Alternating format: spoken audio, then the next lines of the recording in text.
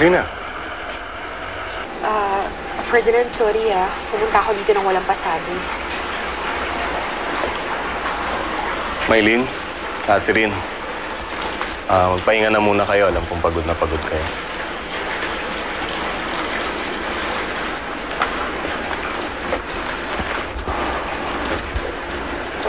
Galing kasi kami sa libing ng nanay ni Catherine.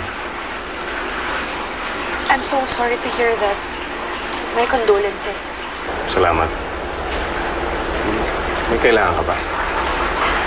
May gusto kasi ako sabihin sa'yo na good news Sigurado ako na pwede ko na i-discharge yung pasyente natin, Ferdinand. Pasyente? Sino pasyente yung pinag-uusapan ninyo?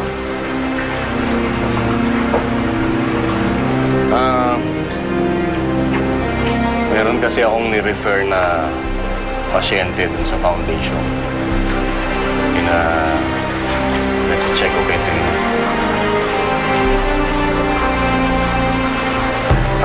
Trina, mag-snacks muna tayo kahit konti.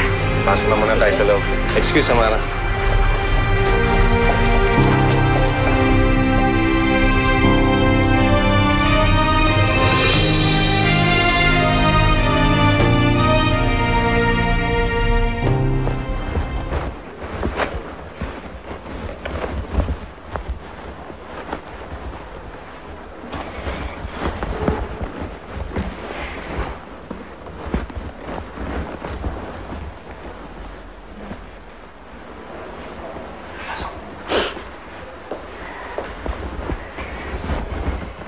Catherine, okay ka na ba?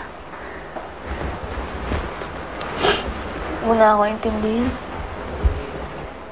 Gusto ko sanang sabihin sa'yo na kapag kailangan mo ng kausap o kaya ng kasama, nandito lang ako.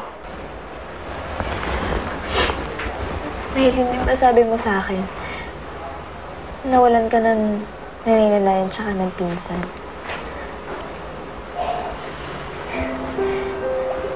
Ang hirap pala, no? Pag nakasanayan mo na gigising ka araw-araw, tapos nakikita mo yung taong mahal na mahal mo, yung mapagsasabihan mo ng problema mo, yung may makikinig sa'yo. Tapos may gising ka na lang, wala na yung tao.